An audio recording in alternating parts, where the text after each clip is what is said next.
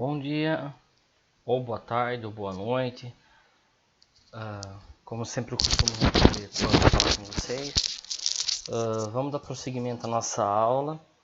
Vamos falar um pouquinho sobre tempo de protrombina. O que acontece? Vocês vão até achar um pouquinho estranho, achando que o tempo de coagulação é a mesma coisa que o tempo de protrombina. Gente, não é. O tempo de coagulação, nós estamos falando aqui, determina o tempo que o sangue recém-extraído demora para coagular. Avalia a via intrínseca da coagulação. Então, o que acontece? Dentro desse exame de coagulação, nós avaliamos uma via, uma forma, vamos por assim dizer. Em sala de aula, e um pouquinho mais para frente agora, nós vamos ver que algumas pessoas elas sofrem de alguns problemas que essa chamada via intrínseca causa um problema na coagulação. Então, por que a pessoa não coagula? Porque ela tem um problema nessa via intrínseca. Então, esse tempo de coagulação, nós vamos avaliar essa via intrínseca, tá? O fibrinogênio também nós vamos avaliar. Nesse caso, o tempo de protrombina, o TP ou o TAP, tá? Normalmente nós falamos TP, tá? O TTPA nós costumamos falar que ele é o tempo de protrombina parcial. Tem uma diferencinha aí, porque ele é parcial. Mas vamos lá. Tempo de protrombina. O tempo de protrombina é um exame de sangue que avalia a capacidade do sangue coagular. Isto é, o tempo necessário para estancar uma hemorragia. Gente, vejam que é diferente do que nós estamos avaliando lá. Lá nós estamos avaliando a via intrínseca. Nós estamos avaliando... mais um... Estávamos avaliando aqui, via intrínseca da coagulação. Também nós avaliamos de forma superficial o fibrinogênio e a quantidade de plaqueta. Nesse caso aqui, é diferente, Nós avaliamos o tempo que demora para o corpo estancar uma hemorragia. Qual é o tamanho dessa hemorragia? Como é a forma dessa hemorragia? É tudo calculado por tempo, tamanho de lesão e tempo. É feito uma conta. E essa conta ela sai com o resultado em porcentagem. Então, para vocês entenderem, um exame nós fazemos como? Nós retiramos o sangue da pessoa, colocamos no frasco, desde a hora que nós tiramos o sangue e coloca no frasco, leva no banho-maria. Depois nós vamos lá e olha para saber. É só isso o exame, basicamente, tá? Tem algumas coisinhas assim mais detalhadas, como que faz a punção, que jeito que faz a punção, algumas coisas assim que nós vamos ver em sala de aula, tá? Mas basicamente é isso. Esse tempo de protrombina, o que acontece? Nós fazemos isso, a máquina calcula tudo. Nós retiramos o sangue, jogamos o sangue fazemos a retirada do sangue, nós colocamos o sangue no aparelho de hemato, e é o aparelho que vai fazer toda essa leitura. Hoje em dia não faz mais manual, lugar nenhum vai fazer manual mais, porque manual existe a chance do erro, e essas máquinas elas são extremamente precisas. Se acontecer alguma descalibragem, vamos assim dizer, se ela se perder a calibragem dela por algum motivo, ela vai parar de trabalhar, ela vai acusar um erro, vai ter uma tela do notebook, do computador dela acusando que deu um erro, tá? Então ela já tem um programa em si que não permite que aconteça esse tipo de falha, tá? É extremamente raro. Então assim, como eu posso dizer, é quando a gente está andando atrás de uma criancinha pequena, a gente vê que a criança vai cair, a gente já põe a mão antes. Todo mundo faz isso. Basicamente isso. O aparelho vai fazer o quê? Ele vai proteger o sistema para que, primeiro, não perca a amostra e, segundo, não saia um resultado incompatível com a realidade. Tá bom? Então, lá, os resultados podem ser obtidos na tabela de conversão em atividade de protrombina, que ele sai um resultado em porcentagem. E a relação normatizada internacional, a RNI. O que acontece? Essa RNI, isso serve para o mundo todo, tá? É global isso aí. Porque o que acontece? Se você é um brasileiro e de repente você está na Guiana, no Suriname, você está na Argentina ou você está no Portugal, na Espanha, na Itália, no Japão, o método do exame é o mesmo. E a forma de se aplicar o resultado também é o mesmo. Por quê? De repente, vamos supor, é preciso ser comunicado a família ou o médico da pessoa e ele vai olhar o resultado daquele exame, ele vai saber como aquele exame foi feito, qual método que foi usado e por que aquele resultado. Então o médico daqui vai olhar o exame e já vai saber o que está acontecendo, vai saber qual procedimento a ser tomado. Entendeu? Então é uma norma, tá? Ela que regulamenta tudo isso. RNI. Localizar na coluna R o valor que mais se aproxima do valor R calculado, mantendo-se na mesma linha para obter a atividade porcentagem RNI. Então nós vamos ter uma tabela, tá? Então o resultado em porcentagem está aqui e a tabela está aqui. Então nós vamos pegar o resultado dos dois e ver onde vai cruzar. Vocês estão entendendo? Veja o resultado. Normalmente os aparelhos já fazem isso. Solta o resultado direto. Nós não temos que ficar fazendo ele manualmente, tá?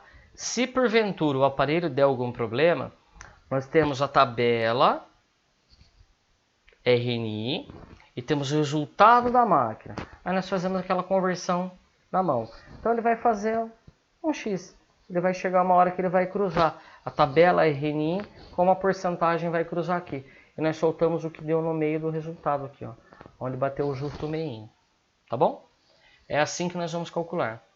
Peço desculpa para vocês, eu me empolguei no outro vídeo, deu 20 e poucos minutos, tá? Então vou me policiar para não ficar um vídeo muito longo, muito cansativo. Tá bom? O valor é de 10 a 14 segundos, tá? 70 a 100% de atividade. RNI 1,0 e RNI 1,8 em pessoas sadias. O que acontece? Esse é o valor que nós vamos pegar. Entendeu? Então nós vamos soltar por tempo. Ele demorou o normal de 10 a 14 segundos para atingir o pico na tabela RNI. Tá? Esse seria o ideal, se a pessoa tiver tudo normal. O que acontece? 70 a 100% de atividade. Então são pessoas sadias, está até embaixo ali, em pessoas sadias. Na RNI nós vamos pegar entre 1,0 e 1,8. Então, o tempo que demora para o corpo estangar uma hemorragia, nós vamos calcular aqui.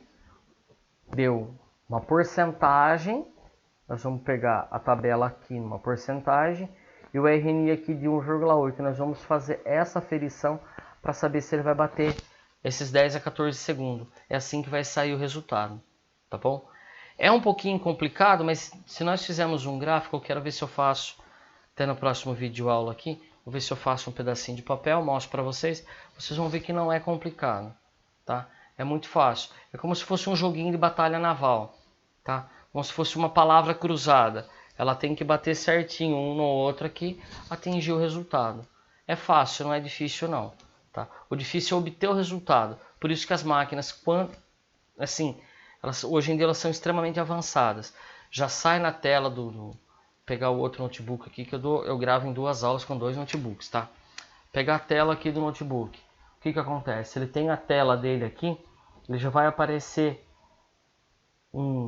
a porcentagem aqui, o RNI aqui, aonde ele tá, aonde ele deveria estar e aonde ele está. Normalmente bate, se a pessoa for sadia.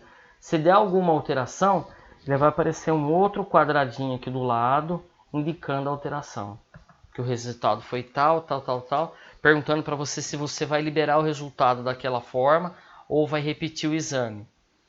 Então vamos fazer uma suposição, se a pessoa já toma um remédio, alguma coisa assim, e ela já falou lá fora, lá na recepção, que ela toma esse remédio e na hora de fazer a coleta do sangue ela já falou, então o pessoal da parte técnica já vai estar ciente que ela está tomando esse remédio e que pode causar essa alteração.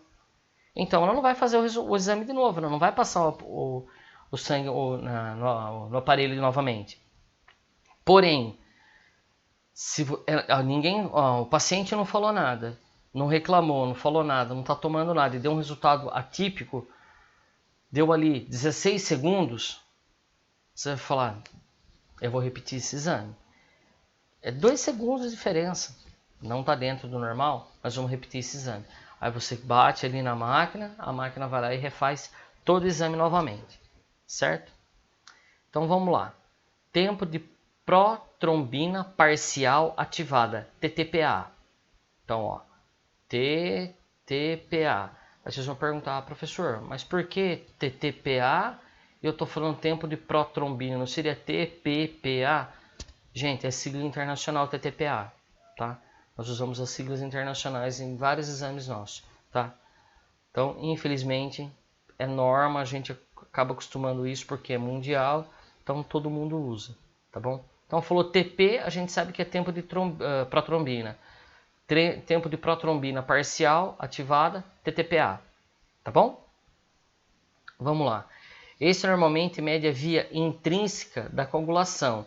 É indicado nos casos de suspeita de deficiência de fatores via intrínseca da coagulação, antes de intervenções cirúrgicas e no controle terapêutico com anticoagulantes. Exemplo, a hemofilia e o fator 8. Então, o que acontece, gente? Como posso explicar? Parece ser a mesma coisa, mas não é, tá? Então, o tempo de coagulação, até você tirar o sangue, o tempo que levou para coagular. Isso é uma coisa. O tempo de protrombina, o que ele vai avaliar? Ele vai jogar num outro cálculo, vai fazer uma... Não é só tirar o sangue e medir, não. É o aparelho vai fazer um cálculo, vai pegar aquele sangue, ele vai fazer por meio de reações químicas, ele vai obter um cálculo e vai jogar esse cálculo numa tabela para a gente ter esses 10 a 14 segundos, certo? Esse tempo de protrombina parcial ativada, ele avalia parcialmente a via. Tanto é que está ali o tempo, pode ver que é diferente, ó, de 35 a 45 segundos. Ah, professor, mas não falou que o outro avalia a via intrínseca também? Sim, só que o quê? Superficialmente. Então, deu problema no tempo de coagulação, pô, vamos fazer um TTPA. Às vezes a pessoa tem um problema mais grave e não está sabendo. Ah, mas vamos fazer um TP, então a gente já faz um coagulação, TP e TTPA. Quando a pessoa chega para a gente lá, TP, TC, tempo de coagulação, TP, TTPA, você já vira e fala, essa pessoa vai passar numa cirurgia. Porque é clássico do cirúrgico. Você quer saber qual é o tempo de coagulação, qual é o tempo que demora para estancar uma hemorragia, TP, e nós vamos saber o que? Avaliar como é a coagulação dela. Não é só o tempo que demorou para coagular. A pessoa pode estar num dia bom ali e de repente funcionar. Mas o que acontece? Nós vamos avaliar nesse TTPA o sistema como um todo. Tá? O exemplo que eu trouxe, hemofilia. Não sei se vocês conhecem, se vocês sabem o que é uma pessoa hemofílica. Uma pessoa hemofílica, ela tem baixa produção de sangue. Às vezes a produção de sangue dela é nula. E ela tem que tomar bolsa de sangue o restante da vida dela. O corpo não produz sangue ou produz de uma forma muito insuficiente, que não é o suficiente para a pessoa. Então, como nós já vimos que nossas células sanguíneas são degradadas no baço, em média aí 120 dias, o que acontece? Essa pessoa que tomou a bolsa de sangue, ela tem que tomar uma bolsa de sangue ou até mais, dependendo do caso. Se a hemofilia for um caso muito grave, ela vai ter que tomar o quê? Uma bolsa de sangue em cada período de tempo. 30 dias, 60 dias, 45 dias, 90 dias, ela tem que tomar uma bolsa de sangue. Tá? Fator 8. Então, dentro da via intrínseca, existem vários fatores. Gente, e isso realmente eu sou obrigado a falar a verdade para vocês. É extremamente complicado nós falamos de via intrínseca, por quê? Porque não tem só o fator 8, são acho que 20 e poucos fatores. Tá? E o que acontece? O mais clássico, o que mais dá problema, o que é mais comum, vamos por assim dizer, é o fator 8. Tá? Que depois nós vamos ter Wolff-Lebrun, vamos ter outros fatores. O que acontece? Vamos imaginar assim uma engrenagem. Tá? O nosso corpo ali, para fazer a coagulação, ele precisa de uma engrenagem. Esse fator 8, a engrenagem pula. Então o que acontece? O corpo encaixa aqui, não encaixa aqui, volta, encaixa aqui, ele não encaixa. Então não tem uma coagulação, ali falta alguma coisa, tá? Ele avalia essa via também, tá bom, gente? Então vamos parando por aqui. Na próxima aula, eu sabia que esses três eram bem complicadinhos, tá? Na próxima aula nós vamos falar aqui, ó, de reticulócitos. Aí é mais fácil, vocês vão conseguir entender de uma forma melhor, tá? Qualquer dúvida, eu não estou no grupo do WhatsApp, acho que talvez nem tenha sido feito, tá? Mas qualquer dúvida, vocês entrem em contato com a escola, tá? A escola monta um grupo, se já tem, vocês me perdoem, eu não sei, tá? Provavelmente não, porque toda vez que a escola faz um grupo do WhatsApp, ela já coloca o nome de todo mundo.